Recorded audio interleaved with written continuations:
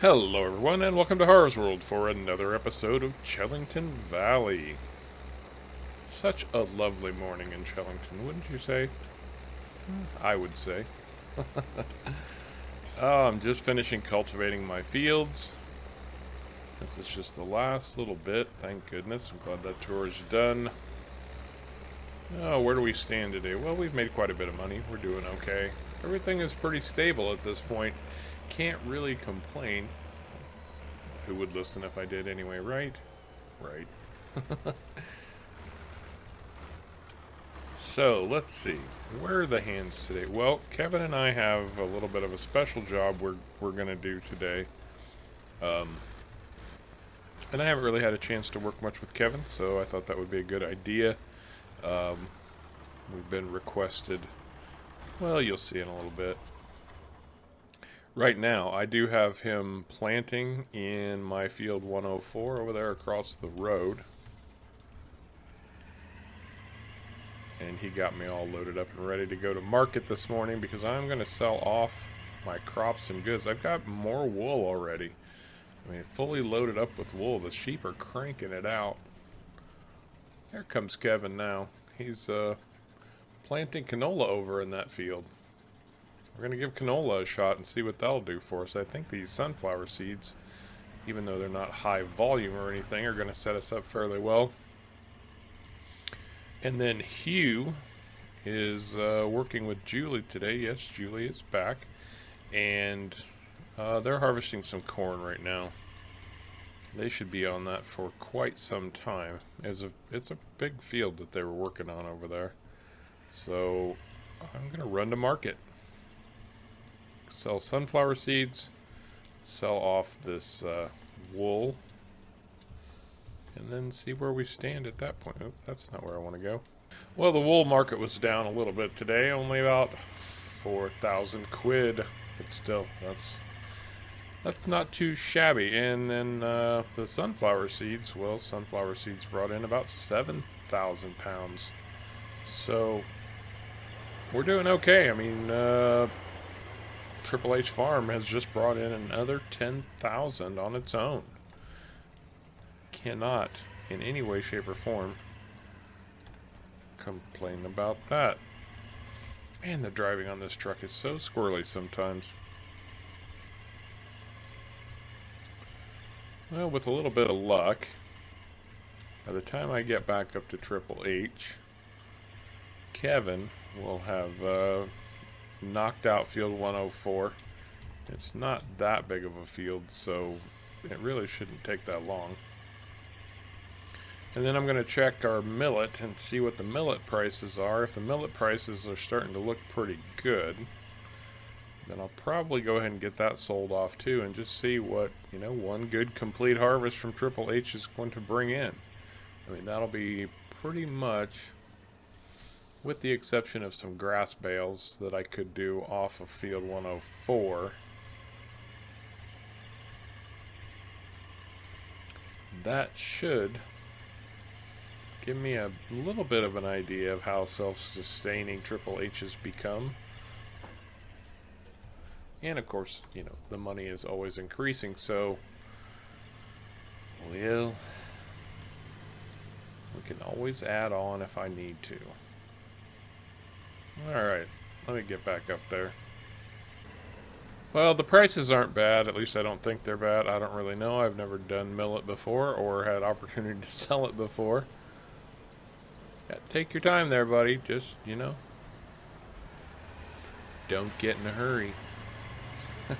Anyway, and I have got so much of this stuff that I decided to throw the sides back on the truck just to be able to haul a little bit extra at a time. That way I should only have to make 2 trips down here. Let's see what this millet's going to do for us. Come on, you got this.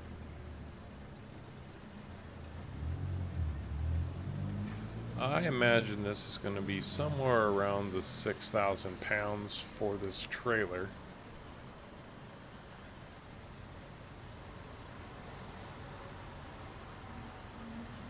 Almost there. 5,745. Man, that was a lucky guess. And then let's see. The truck should bring in maybe another 2,000.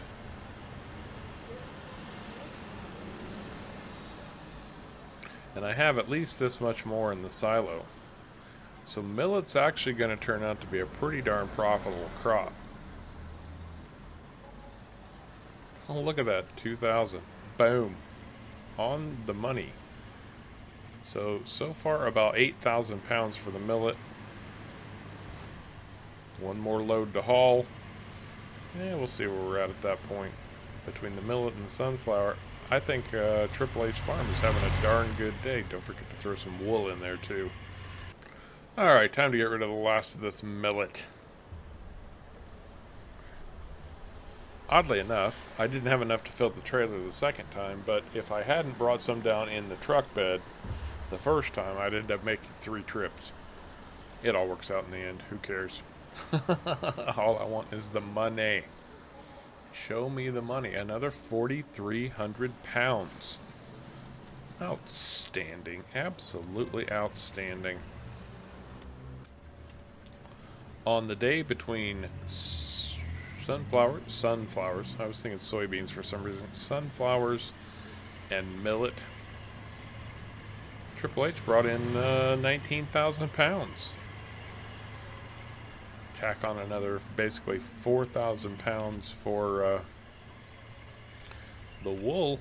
That's 23,000 pounds from Harv's or from Triple H. I think we've got ourselves a self-sustaining farm at this point.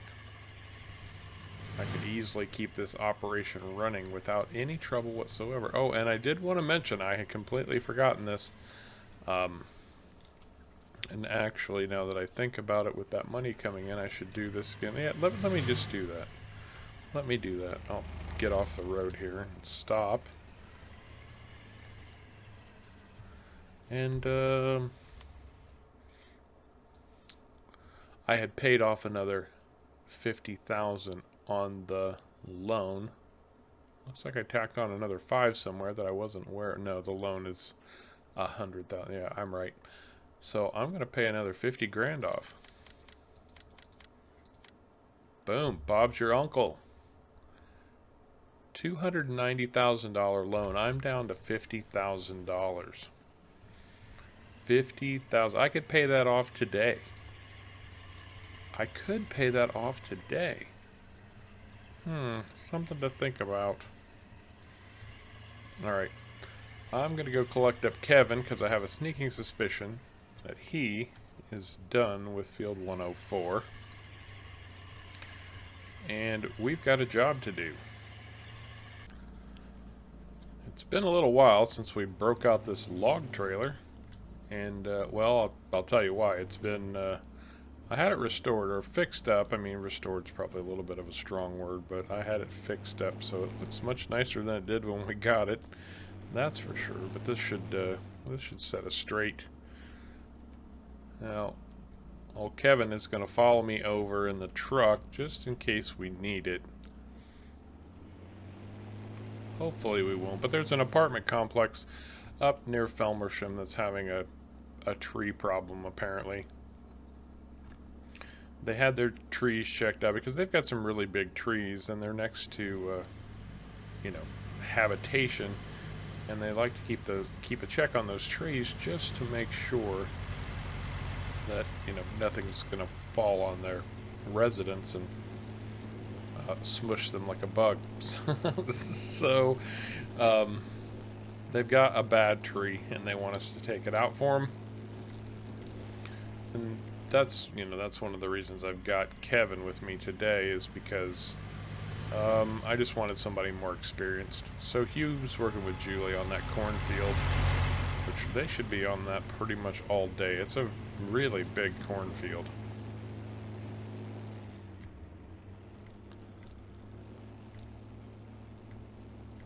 I've got my logging operation all set up. I even broke out the barrel weight to put on the back of the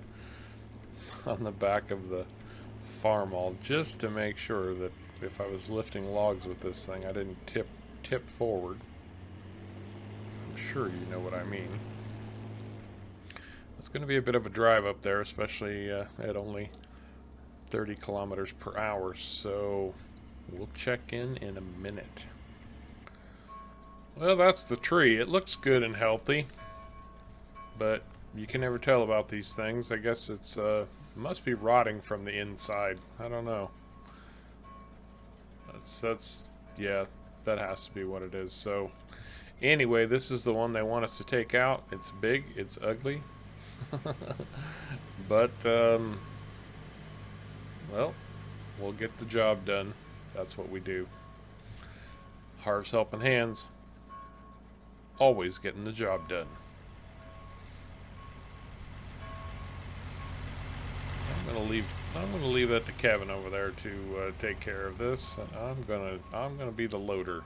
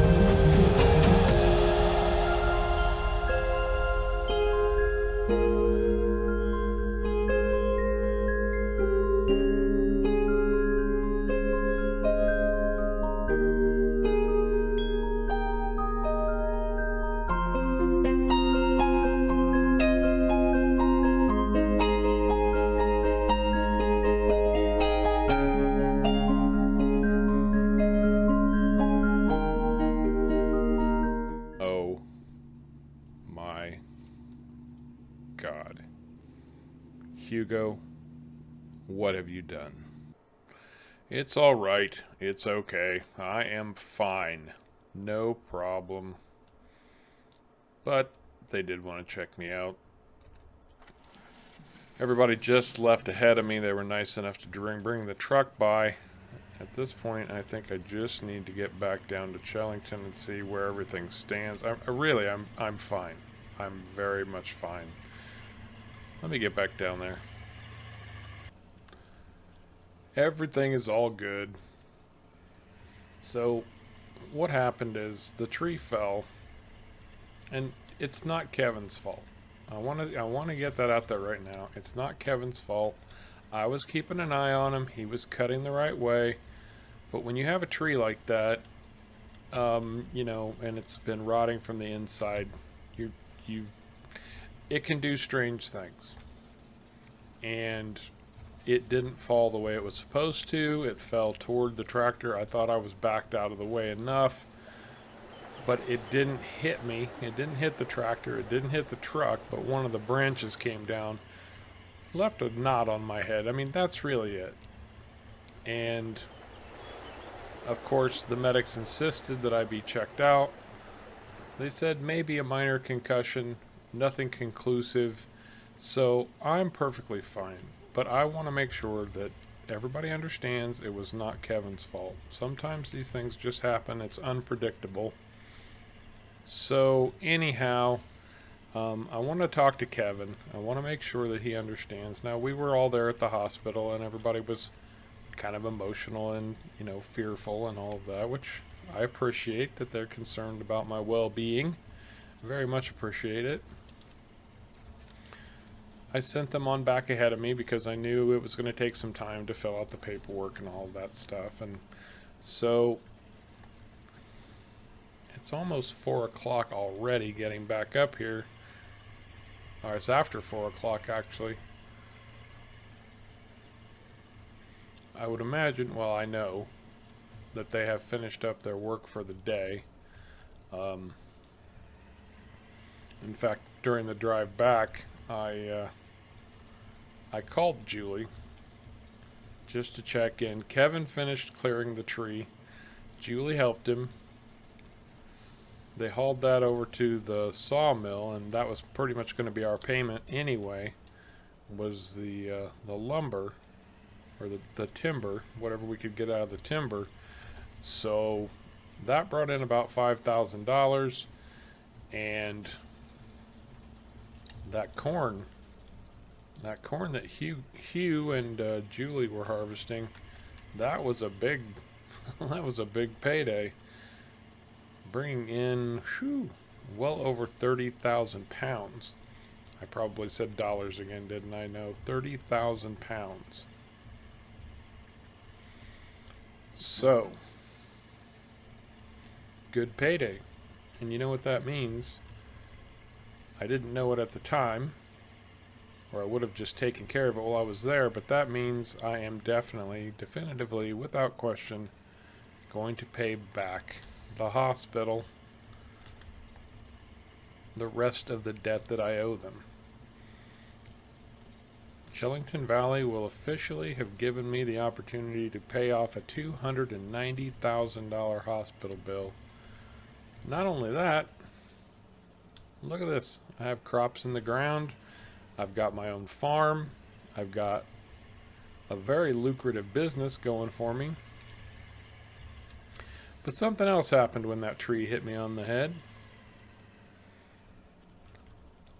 And I actually have to, if again, it's not Kevin's fault, but at the same time, I'm going to say thank you, because something else happened when that tree hit me on the head.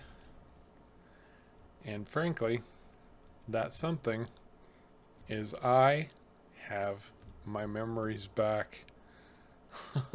As crazy as it sounds, I know how I ended up in Chellington Valley. I know exactly how I got here.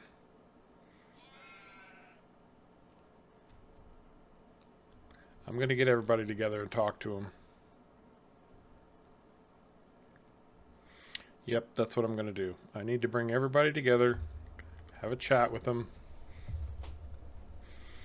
and let them know exactly what the situation is, because, well, things are quite a bit different at this point. We'll see. Oh, did everybody get enough to eat? Good, good, good. Hey, I'm going to turn this radio off for a minute, because I want to talk to you guys. I really appreciate you coming over on short notice. I really do. I know it's been a weird day. It's been an even weirder day for me, trust me. The first thing I want to say is, and I want to say this directly, Kevin, this was not your fault. I don't want you to feel like it is. It's not. This could have happened to anybody. You were doing the right thing. The tree just didn't do what it should have done. It happens sometimes. I've got a lot of experience with this, trust me. I've done a lot of logging. And in some ways, this little accident's a blessing, and I'm going to tell you why. Now, you three are Harv's helping hands. You really are. But more than that, you've all become friends, and I appreciate each and every one of you. I just want you to know that. So what I have to tell you is a little bit out there. You all know the story of how I got to be here. Well, at least the part that I remember after the accident. Well, as it turns out, that little thump on the noggin today brought it all back. I know how I got here. I'm from the States, obviously. I think that's pretty evident. Everybody knew that from the beginning, even me. How did I end up in England? Well, I ended up in England because I needed a break. Something happened. I've got some very dear friends back in the States. I live in a place called the Wilhelmina Forest, and one of my very close friends disappointed me in a big, big way. And I just needed to take a break. I was gonna go to England for a couple weeks, just tour the countryside. I didn't have a lot of money, so I was trying to do it on the cheap. Ended up having the accident, and here I am. Now, I'm kind of torn between both places, but a lot has gone on in the Wilhelmina Forest, and I've been gone a long time, and I'm sure those people are very worried at this point. I mean, it's been a long, long time, and I feel like I need to get back there. Now, I'm not going to pack a bag tonight and go flying off. That's not going to happen.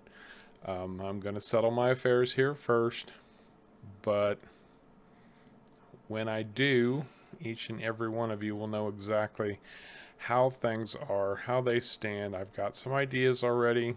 I'm not sure exactly what's going to happen. Nothing's going to get sold off. You're all going to have jobs. Harv's Helping Hands is going to continue on, even though I'm not going to be here. So don't even worry about that. That is a non-issue. I'll let you know. But Kevin, I want to thank you for your hard work. We'll see each other over the next couple of weeks as I get things in order. Julie, words cannot begin to express what you've done to help me out, and I very much appreciate it. Q, you have come a long way in a short time. You were kicking butt and taking names, and I can't thank you enough for your dedication to your job, but more so to me as a friend. So you guys, this was just a little way for me to say thank you, bring you over, have a little cookout, show off my house.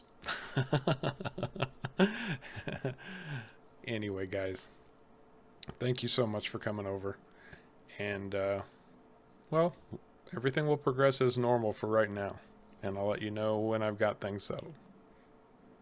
Thanks, guys. So I think that's going to do it for this episode of Chellington Valley. I hope you enjoyed it. If you did, please remember to hit the like and subscribe buttons down below. We very much appreciate you coming along for the ride. And until next time, take care.